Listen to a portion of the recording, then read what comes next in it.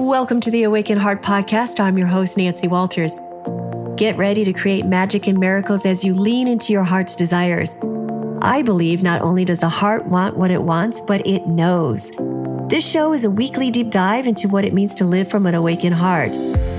I'll be sharing inspiring stories and real conversations with people just like you, who have turned the ordinary into the extraordinary.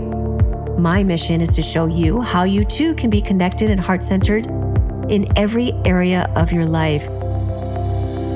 Your journey to aligning with more love, more joy, and your wildest dreams come true starts now.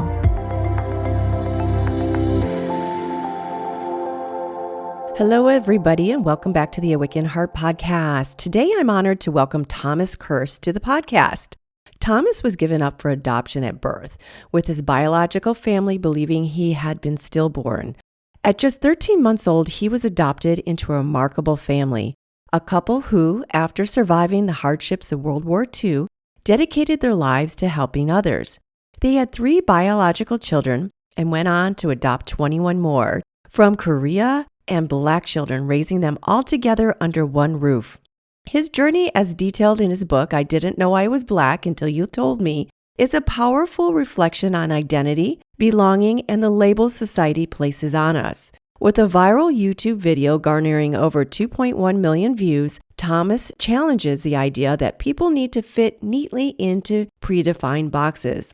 As an adoptee myself, along with my 2 sisters, including one from Vietnam, I understand firsthand the deep impact of growing up in a home filled with love, support, and the unwavering belief that family is built on more than just biology. My parents were the kindest, most generous, and loving people, always there to support us and provide the foundation to thrive. I am excited to dive into Thomas's incredible story, his perspective on identity and resilience, and the lessons he learned along the way.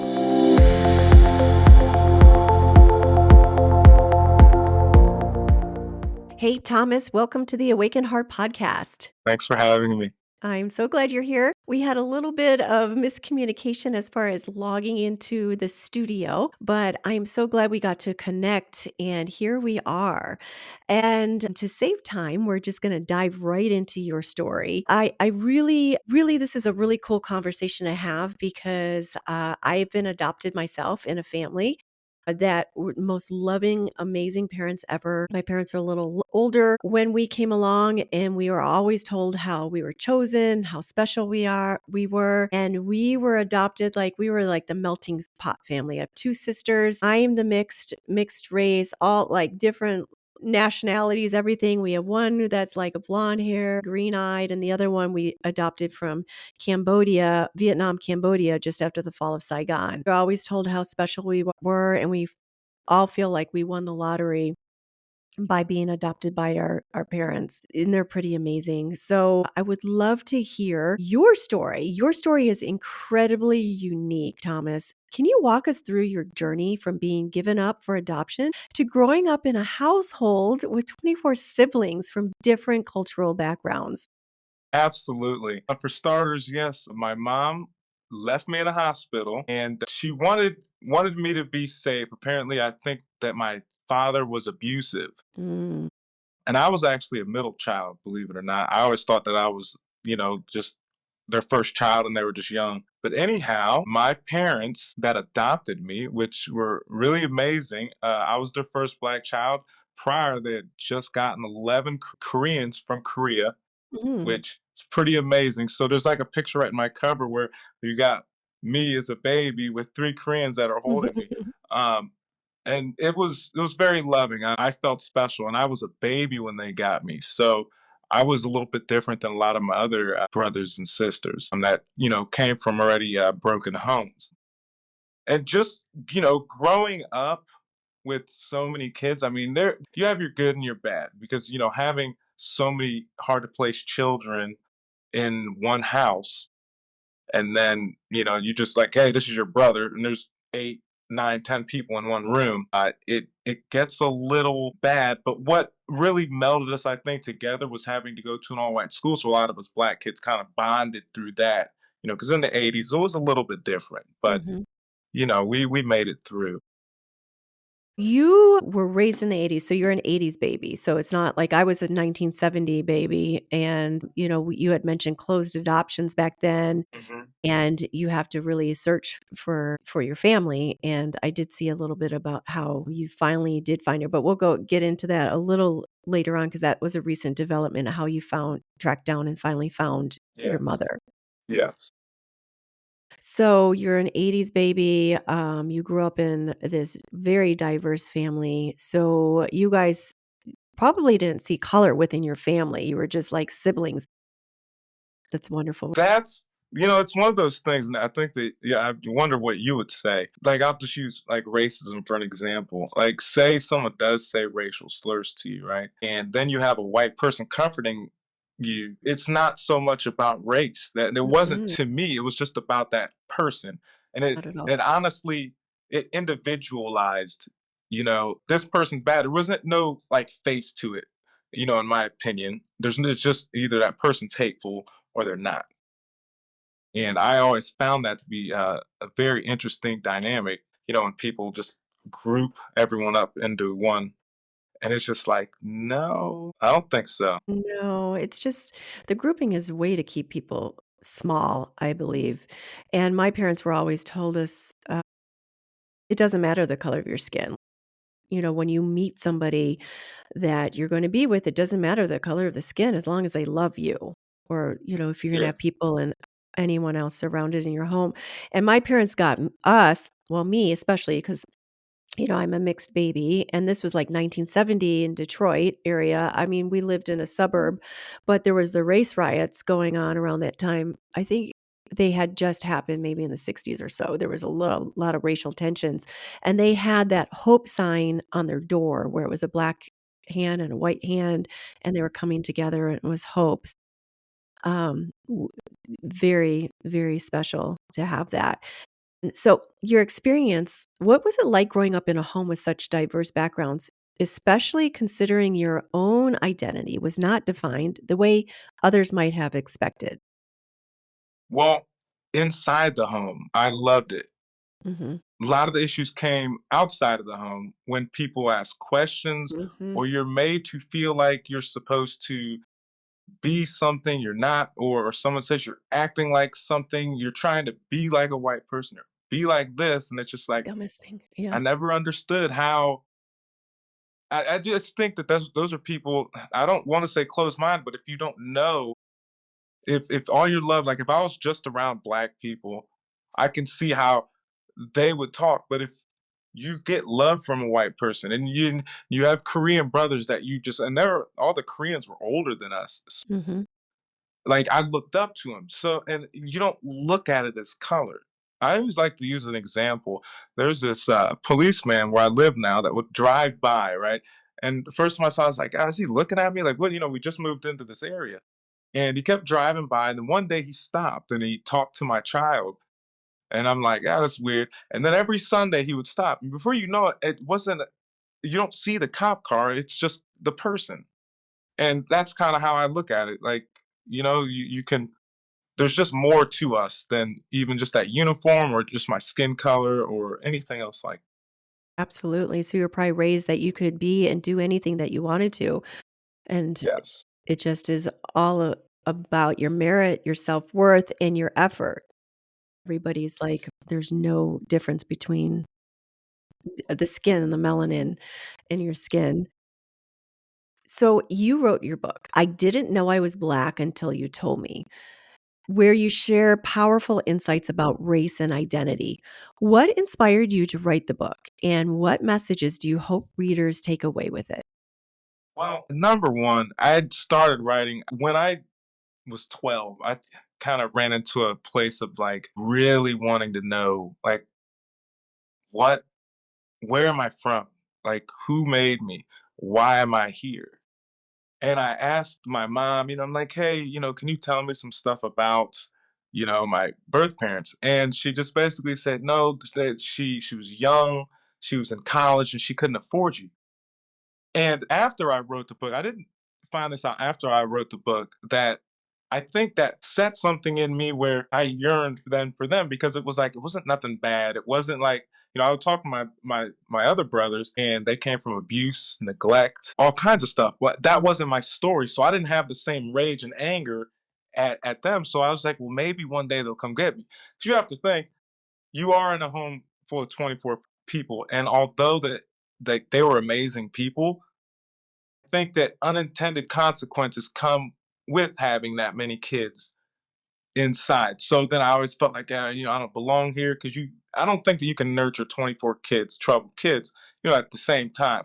Uh, and so I always wanted to leave and find them. So when I was looking for them, I started keeping a journal, and I just would write, and like, one day I'm gonna write this book, and one day I'm gonna just tell them my story, and I can't wait to meet them, and one day I will.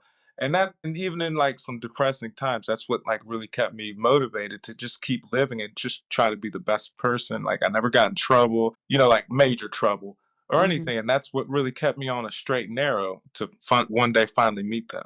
Mhm. And speaking of wanting to meet your parents, you finally got the birth certificate. You have this on your one of your YouTube videos, maybe it was your website, about the process and the text messages. And can you go through that journey? I don't want to give your story away, but can you tell me what happened when you got that I can't talk today, birth certificate, and then you were texting or talking with some people in the family, and then what you discovered? Can you lead us down Yeah. through that process?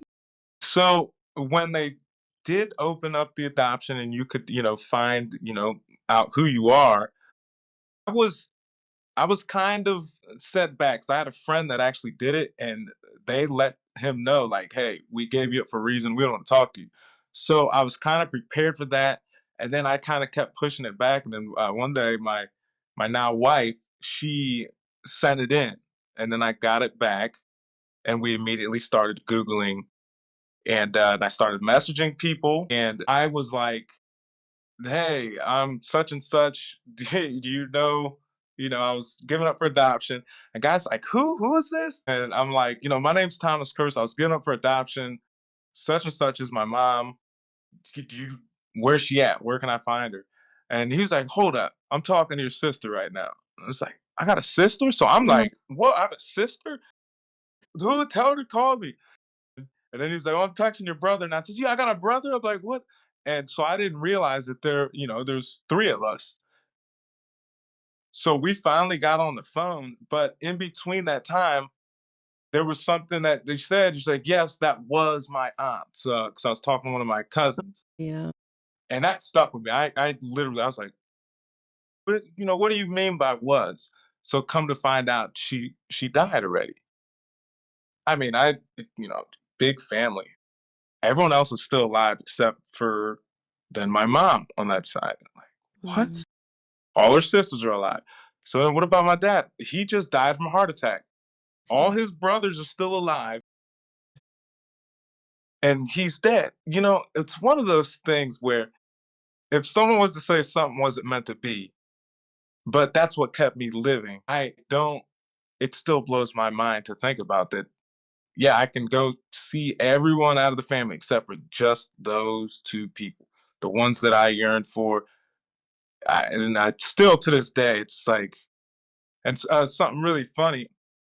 After I first met them, every March, on March 14th, something happened to me, right? Like I had to leave work this day, okay? And this was when I first found them, so it's, I think, 8 years ago. And something came over me, and I was already talking to my brother, and I said, something's wrong. Something, like, am I missing something? What happened today? Is there something I need to know?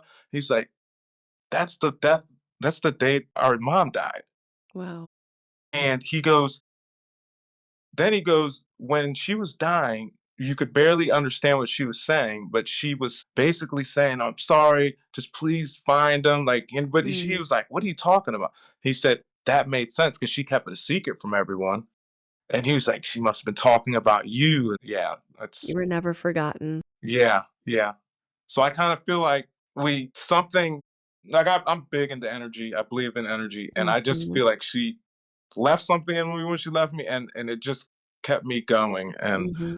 So now it's like all this other stuff I'm doing. I'm just like, I feel that I'm supposed to do this. I'm like, well, if I wasn't supposed to meet you guys, there has to be something I can say or do in this world that I can leave some type of peace, or maybe my experience can, maybe someone can learn from. Yeah, and it's gotta have been such I don't know if you ever felt that, "Oh, well, my mom didn't love me or she gave me up." I mean, there's always circumstances. It sounds like you might have had a young mother as well as my birth mother was a young mother, and, I mean, we were always told from the beginning that she was really young, she couldn't take care of you, and we chose you and stuff like that, but, I know a lot of people that are adopted, they do feel like something's missing, or maybe they haven't been raised in such a really stable environment like you were. So you had this amazing upbringing. So there's this fantasy that they sometimes create about their birth parent that isn't really shaped with reality, or something like, oh, they didn't love me, they gave me up and I'm bad, or stuff like that. So you at least didn't have that kind of experience. But man, what a disappointment. How soon after you got the birth certificate and then finally tracked down on the other people in the family, what was the time with them passing from you finally connecting with them? 2007, she, and in 2015 was Mhm. when my dad died. So if I would have sent it right in, I think I would have been too late, because I think he died in January, I believe, of 2015.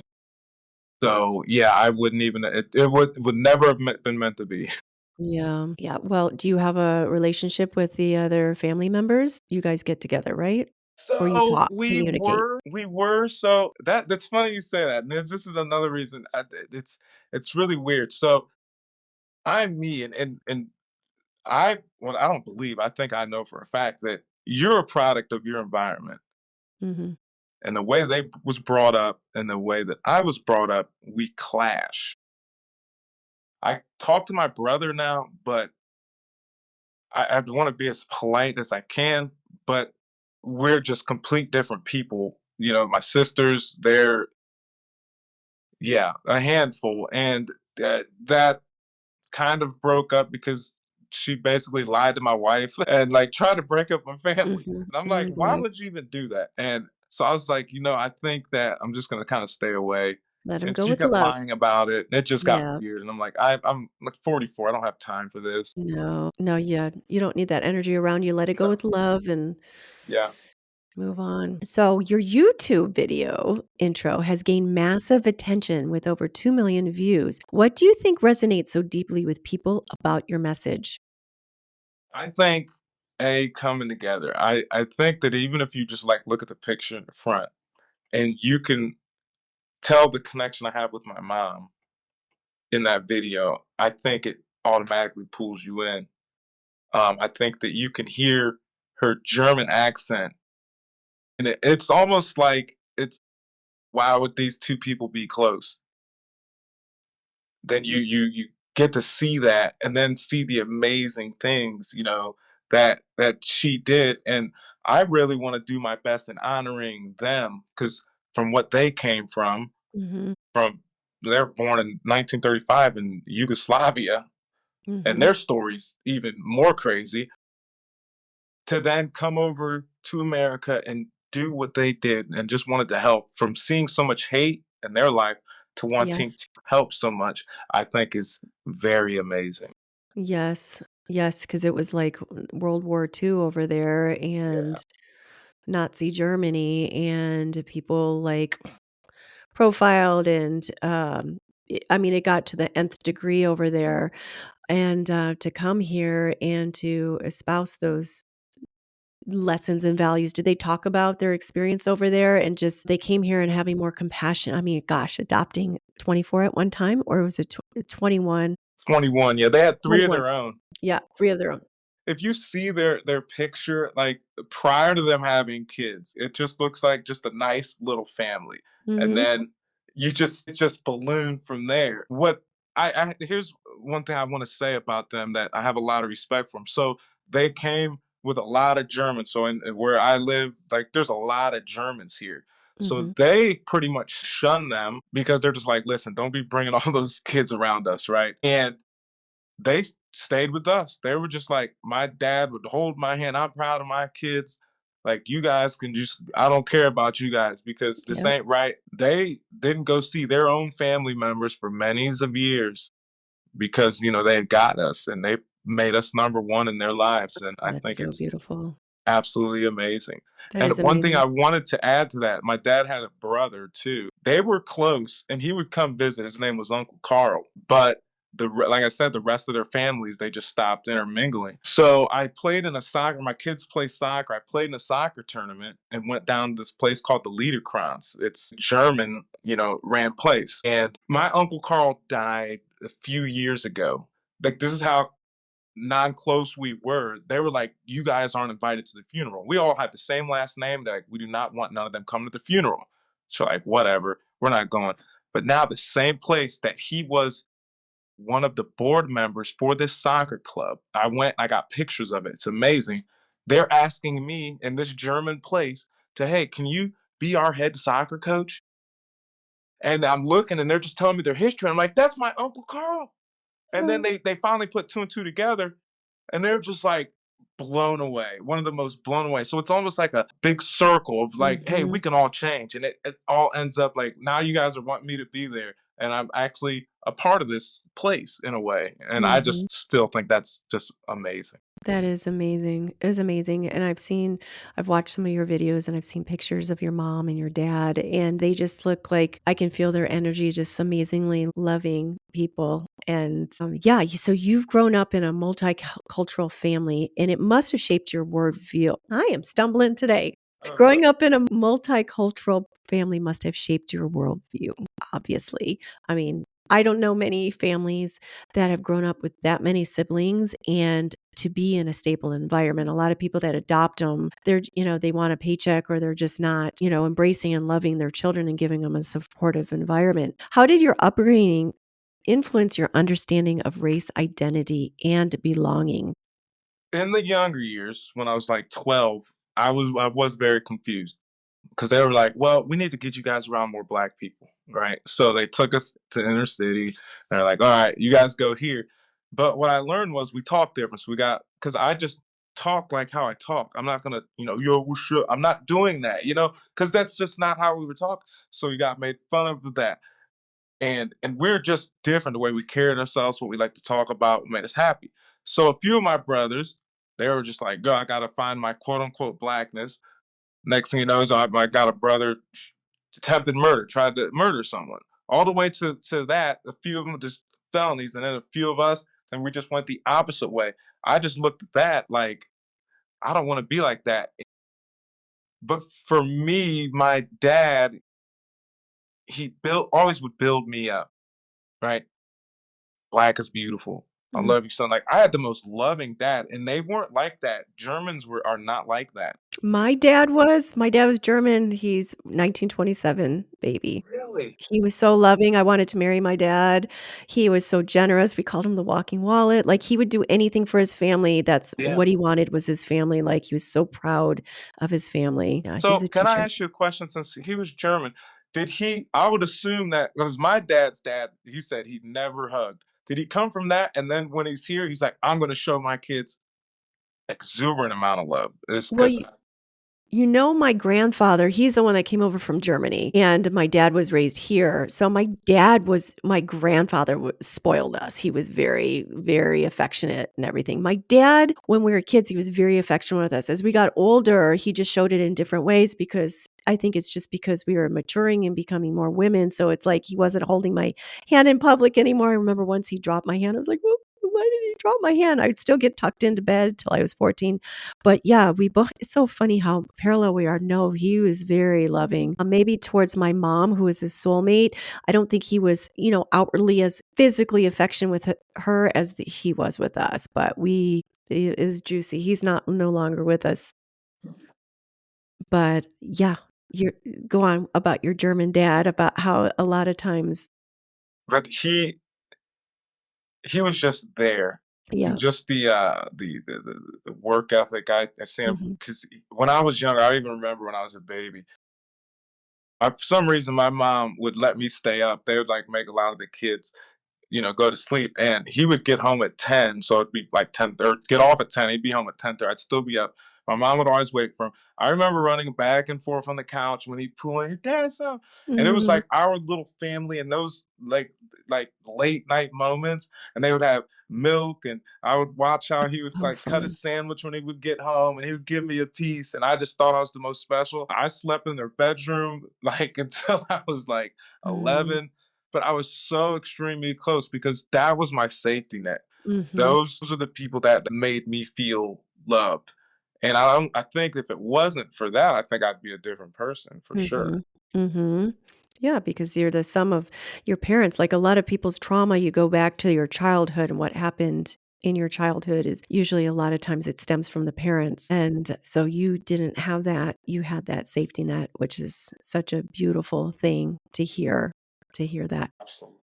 Well, just a few more questions. I know we have to make this a quick one because you have to go on another podcast right after this Yeah, one. always Busy busy. guy. Yeah. In your journey, you've learned not to let labels define you. How can others apply this lesson in their own lives, especially when it comes to overcoming stereotypes or assumptions about themselves? Well, again, I think there's something I call the black box. Actually, I don't know if you watched that video, but the stereotypes I think keeps you in a box. And I when I was like 18 to 20, I played into the stereotype and it closed so many doors. I realized it so quickly. I wanted to act like I was from the ghetto. I don't know why. It's still embarrassing. But when you play into that, when you can't just be openly yourself, you limit yourself. You limit the growth of your mind. You limit the growth of your soul. You're only playing into whatever, they want to feed you, I guess. And the moment that I let that go, I've been exposed to so many different things, so many different people, so many different types of music. There's so much beautiful out there. And if you kind of take a step out of the box, per se, I think that you can live a lovely, like grateful, gratitude filled life and with a smile. So, stepping outside of the box, like the black box, that's a good advice for people that might be struggling with their identity or their sense of belonging. And what other advice might you give them based on your experiences and the lessons you've learned throughout your life? So step out of the black box. And is there something else you could tell somebody that might be struggling right now? Well, there's, I think, something in it, all of us, right? That motivates us. And sometimes, although there is negativity in the world, as down as you can feel from the negativity, is as high as you can go on the other side. And I know this because of just what I'm doing now. So what I would do is in a bad situation, you find the good in it. Okay. Yes, my parents died, and I could just have sat there and said, "Oh man, I'm never gonna meet them." I just poor me. No one ever wanted me. Dealt with this Victim, and that. victim, victim. And instead I said, okay, that I took that energy and I taught myself how to make videos. I just wrote a book. I got to go speak in places that I never thought I would speak into with people everywhere. Everything just Yes. And then you just like, oh my goodness. And there's something on the other side. And then it's just like, we only have one life. Why not make the most of it? Because we're not going to live forever. I think our spirits are. And I think that if you fulfill your spirit mhm, with positive stuff, when it's all said and done, when you lay to rest, you're gonna lay to rest peacefully. And I think that I'm not the most religious person, but I think what you put out into the world mhm. is the most important. And if it's Energy. positivity, you're not gonna go to sleep feeling bad at night. Because if you ever like do something wrong, right, you just feel that, man, Mhm, I probably shouldn't have did that. But if you just keep doing the right thing, you can just lay your head down peacefully. And I think that applies to every parts of anyone's life and goals and accomplishments and their mhm, vision of their mhm. self. That is such a beautiful message. And I wrote something down that I just absolutely loved that it doesn't matter. I can't read my own writing. It happens. It doesn't matter what you are or what your past is. You can be part of the answer. Beautiful. Beautiful. I would love for my audience to know how to find you, your social. I know you have a YouTube page, and what is lighting you up right now? Do you have any projects? Right now, it's There's a Ohio State University. One of their professors rewrote my book, and it's like so it's going to be professional because I literally just sat down and wrote it. So those are my own words, but it was rewritten from another perspective, and it's amazing. Mm, We're also I'm signing to a company, and they're gonna take over some of my projects and start another for you. podcast. So, and you can find me author Thomas Kirst. I just Google that, and you'll see a lot of cool stuff. To me, I got some bad reviews right on my book, right? And this is exactly the type of person I am.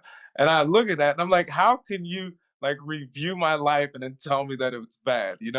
And that's the way I looked at it. I'm like, how can you Good for you. like whatever. But it makes me smile because I'm like, I'm glad that you have opinion. And then, or I could have looked at it and said, yeah, I didn't have the best life. So I'm glad you saw that as well. But yes, author Thomas Kirst, .com. I want to make that into a library. I'm trying to also, I have a couple new talents that I'm trying to bring. So I want different perspectives from people. And yeah, and that's about it for now. And then doors open every day, so I never know. I mean, tomorrow, something amazing can happen. Yes. Yes, the unknown, being open to the unknown and stepping into it. Beautiful and wonderful. I have one more last question that I ask all my guests. I know you have to jump off. What does it mean for you to live with an awakened heart? That means peace. And what I mean by that's a great question. There was moments in my life where I was depressed. I wasn't always just this happy and confident. Okay, so I did go through a lot of mental turmoil, and being awakened from like despair and being able to live like yeah. Like right now, I coach soccer. I would have never knew that I have like 28 kids on 2 teams, and I love them all to death. And I was able to open my heart to all these kids. But living with an open heart means that no victim mentality. I feel that I have control of my life, of myself, and I'm just happy internally. And I really never always was, but like the last few years, it's just been an amazing journey and just changing my perspective on how I look at things. Instead of glass half empty, glass half full. It Yes. never made sense to me until like the last few years. Where I'm like, yeah, I'm not going to like. I heard this great analogy with this the thermostat with the temperature. Like, are you the thermostat or are you just you know the heat that just goes which whatever? Right. I'm not really good at explaining it, but I knew what it meant. And I'm just like, no, I can be even keel. There could be Yes. whatever happening. You're not going to break me down? And yeah, that's what I think it's like living with an awakened heart. Beautiful. I love it. And you are so inspirational. And I think your voice is so needed in the world today. So thank you for bringing your story and doing everything that you're doing to like raise awareness as well. Because as we see the world right now, it's like, you've got DEI and people are being rewarded just because of the color of skin, dumbing down math scores and all this. It's like, what are we doing here? So your voice is so important for others to like empower themselves that I'm not a victim. I can be whoever I want to be. You almost make me want to say one other thing about Yes. something because I know I can't let this go. Speaking of that, I'm back and forth on whether or not they should talk about slavery in school at a young age. So I remember them talking about slavery. So in my book, like I broke out in a sweat. I was just so whatever. And I'm like, all these people used to own people like me. So that's going through my mind. And in that moment, believe I was in third grade. In this moment, I go, either I'm going to live my life Mhm. thinking that I'm inferior or I'm going to prove them all wrong. So the next class we had math and we had if you miss one, then you have to sit out, and it just keeps going, and the top people. So I made it in the top 3 in that group, right? And in that moment, I said, "These people aren't better than me, and you're never going to let me feel that way." And I explained that to my parents. They said, "No, they're not better than you. You're fine, no matter what that history is." And they told me Yes. about their history, what happened in Germany, and this and that. And I'm just like, "Thank you." And I was not raised with a victim mentality. And that's literally how I always carried myself. I do not look at myself as less than, and that's period. No, So you're not. And we had a horrible history in this country. We're a younger country than, like, say, Europe and the other countries. Like, Africa is one that is the biggest slave traders that there are. And every European country has sold slaves, whether you're Italian or you're Portuguese or whatnot. So everyone has this horrible history. At least it's not happening anymore. And yes, thank God we're out of the 60s and all that horrible time. And I think we've learned we do not need to regress and go back to that victim mentality. And a lot of people want to keep you stuck in that little box. And I think it's a way to keep, anyone of color or anyone of different ethnicities down by making them feel less than they are, by like placating, oh, you're like, poor you can't do math and stuff like that. I So, but can't yeah. stand that. Yeah, that's No, I ridiculous. know. It's like, stop. What are you doing? But anyway, I hope you have a wonderful next podcast. And thank you so much. I'm glad we got to connect. I could have kept talking on and on, but I know Yeah, that you have to go. And well, let me end this. I want to thank you for coming on the Awaken Heart podcast. And I hope you have a wonderful rest of your day. thank you so much. Thanks for having me. Thank you for listening to this week's episode of the Awaken Heart podcast. If you've enjoyed what you've heard today, share it with a friend. And if you haven't already, head on over to your favorite podcast app to subscribe, rate, and review. If you have any comments, questions, or feedback, you can reach me at theawakenheartpodcast.com.